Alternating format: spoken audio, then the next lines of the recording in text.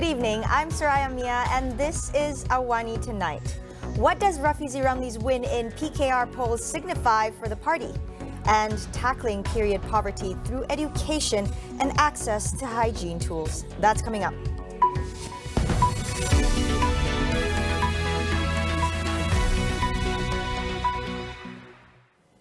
The Ministry of Agriculture and Food Industries, MAFI, today assured that food supply in the country has not reached crisis level, as claimed by some quarters.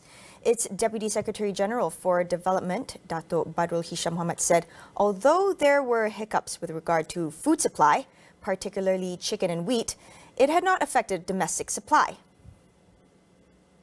According to him, the country produces around 54 million chickens per month, and the production capacity is able to meet the domestic need. He also said about 72% of the overall cost of rearing chickens was for the feed imported from countries like Brazil and Argentina. One of the challenges facing the poultry farmers is that corn used for the domestic chicken feed is no longer grown in Malaysia on a big scale. Badrul Hisham said MAFI is moving towards creating a cornmeal industry in order to solve the problem of importing it. The Malaysian Palm Oil Association, MPOA, is expecting about 52 migrant workers to arrive by the end of the year, but warned that it would be too little too late for output to rebound. According to MPOA CEO Dato' Najib Wahab, the labor shortage is at over 100,000 workers at present. In a report by Reuters, Najib said the government has agreed to allow the entry of 20,000 workers whose applications were approved before borders were shut in 2020, in addition to an allocation of 32,000 workers to ease the ongoing labor crunch. Some workers, he said, are already trickling in, and he expects a big number of them to come in July. Malaysian plantations have been struggling to harvest palm fruit due to a labor shortage exacerbated by border closures. Foreign workers, mostly from Indonesia, make up around 80% of the workforce in the estates. The shortage has driven production to multi-year lows as the world faces a broader edible oil shortage due to the Russia-Ukraine conflict and Indonesia's export restrictions, the world's largest producer. Now, it appears that Rafizi Ramli has secured PKR's #2 post in the internal party election. Not only that, candidates who publicly aligned to the former Pandan MP also won big in the elections. What does this signify? We speak to political analyst Mujibu Abdul Muiz about what is next for PKR. This is a very reflection that they really need changes in party, and the idea of representations rejected most of his men that contested, the old guard of PKR, especially when we are talking about Sungai Petani, we are talking about Batu, we are talking about Melaka, and as of course Datuk Seri Saifuddin as Anwar's man for a very long time. So as a president, he must accept this idea and need to translate the party's decision from this particular election to be translated truly in party's action as a president, because what we have seen, the idea of Big Ten is the main factor of this rejection, I believe.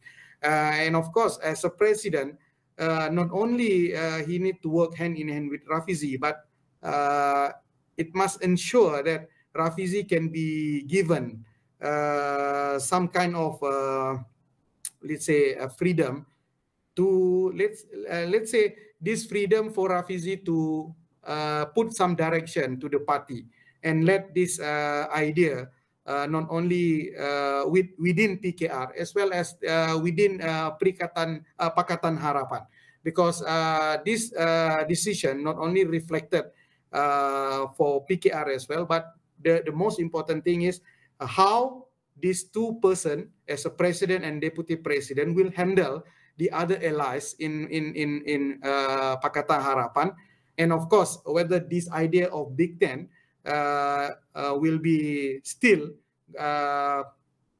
protected by Anwar as the main idea of him to be the de facto leaders of Pakatan Harapan, or there will be some changes or some ideas on how to develop the idea of Big Ten, but it does not necessarily reflect to the idea of the old Big Ten with having the negotiation or having a collaboration with other parties outside.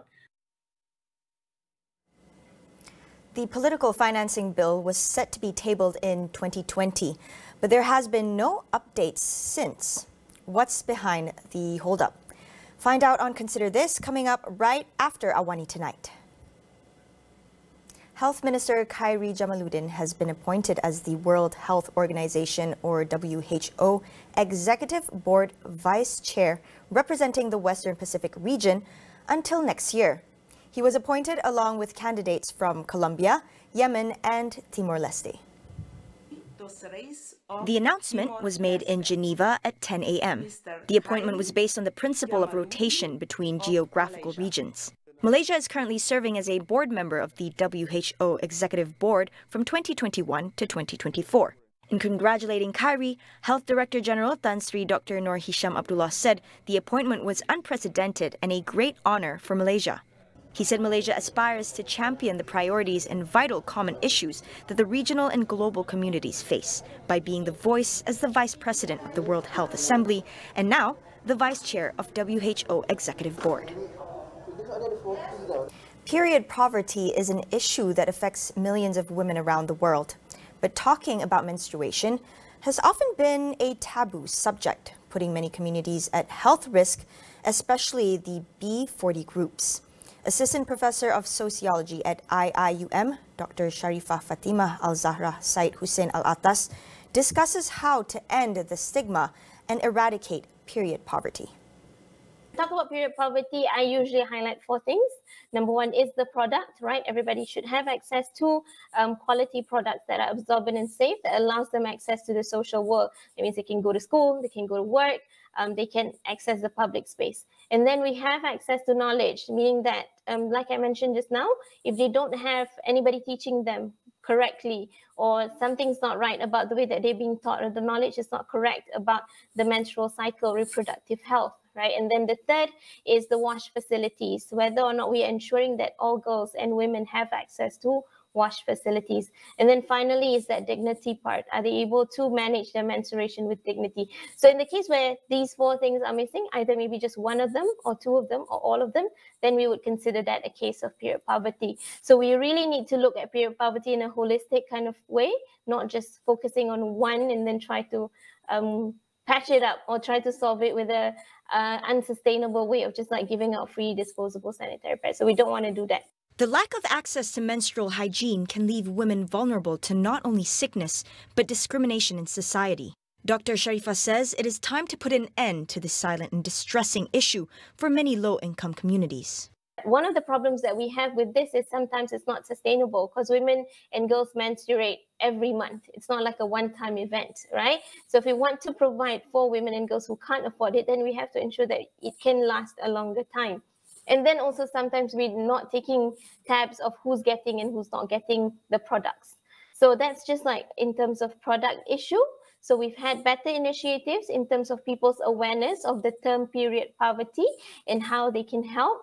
And then we've had a lot of good initiatives in terms of ensuring that products are available. So if you see like in last year's recent case of flooding, there was a lot more initiative, more than we've ever seen before in Malaysia, that people would include sanitary products in their kits, which was not something we've done before. So that's really the kind of, power and also the kind of awareness and kindness that we see in our community. So if we can ensure that people get the right idea of what period poverty is, then we're more likely to get to period parity through menstrual equity. More after the break. Stay with us.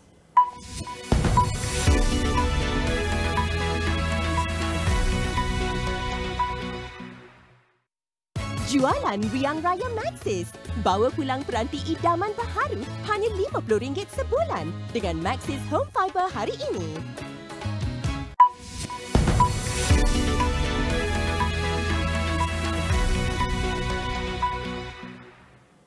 Welcome back.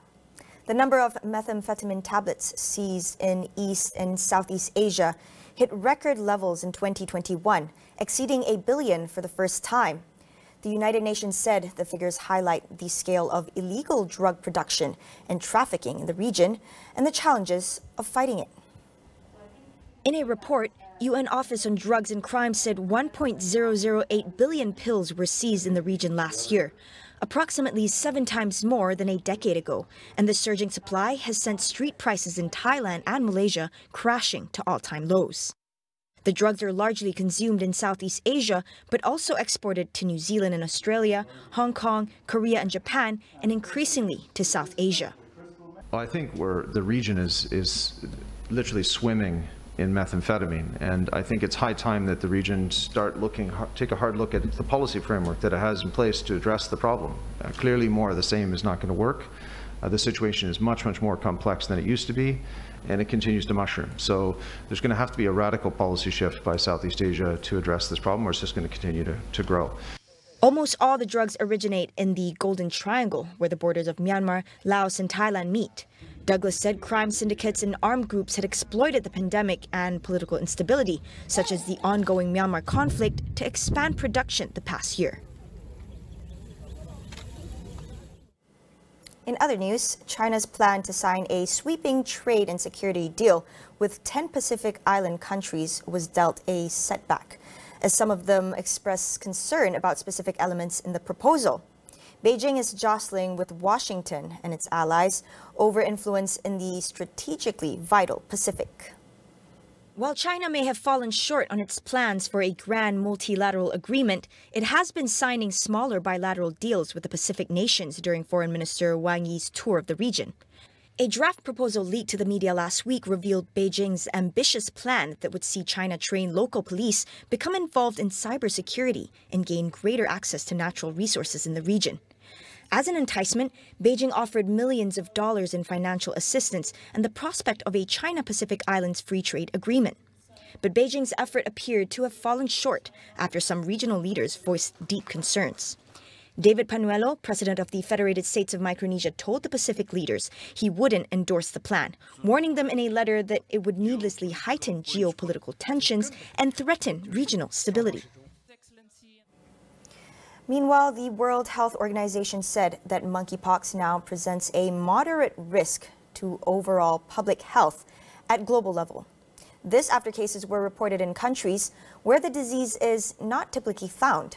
So far, 257 confirmed cases and 120 suspected cases of monkeypox have been reported from 23 countries where the virus is not endemic. In a statement, the WHO said that the virus's sudden appearance in several countries at once, where the disease is not typically found, suggests undetected transmission for some time. It warns that the public health risk could become high if the virus exploits the opportunity to establish itself as a human pathogen and spreads to groups at higher risk of severe disease, such as young children and immunosuppressed persons. WHO also expects more cases to be reported as surveillance expands to endemic and non-endemic countries. Over to developments in Nepal. Rescue workers recovered the bodies of 20 people out of 22 on board the Tara airplane that plunged in a remote region in Kathmandu. Officials said there is very little chance to find survivors. An image shared on Twitter showed debris from the wreckage of the flight strewn across a mountainside. Its registration number 9NAET was clearly visible on what appeared to be a piece of wing. According to authorities, 4 Indians, 2 Germans, and 16 Nepalis were on board the plane. The privately owned turboprop Twin Otter was on a 20-minute flight when it lost contact with the airport tower on Sunday. According to flight radar, the 43-year-old aircraft took off from the resort town of Pokhara, 125 kilometers west of Kathmandu, and was bound for Jomsom, about 80 kilometers northwest of Pokhara, a popular tourist and pilgrimage site. 31 people have been rescued after a ferry ran out of fuel and sank in bad weather off the coast of Indonesia. 11 others are still missing. Local tugboats and fishermen brought many of the survivors ashore, and the KM Ladang Pertiwi sank while sailing through the Makassar Straits in South Sulawesi province on Thursday. The vessel did not have a permit to transport passengers. Police said both the ship's captain and owner have been taken in for questioning. No official passenger manifest was kept, but authorities said they believe there were 42 people on board when the boat sank.